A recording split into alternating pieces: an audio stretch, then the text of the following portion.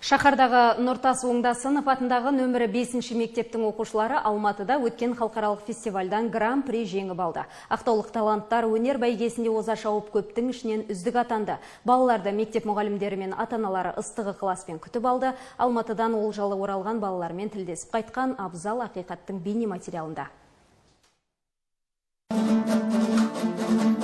Халықаралық фестивальға облысымыздың намысын қорғауға 11 оқушы аттанды. Олар Самғау ауылы клубы домбыра сазы үйірмесінің тәрбиеленушілері.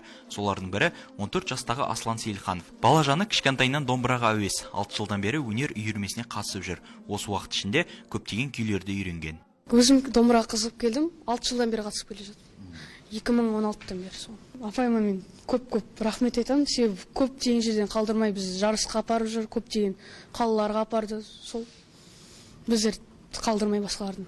Қобалжу болды, бірақ қатты қиын өткен жоқ. Мектеп жанында домбыра саз үйірмесі 2015 жылы ашылған. Бүгінде бұл үйірмеге 60-тан астам оқушы қатысып, домбыраның құлағында ойнайды. Өнер үйірмесі қатысушыларының бұл алғашқы табысы емес. Олар талай байрақты бәсекелерде топ жарып, жүлделі орындардан көрініп жүр. Баланың бойындағы қабілетін де артып, оларға кәсіби білім беруде ұстаздардың да еңбегі зор.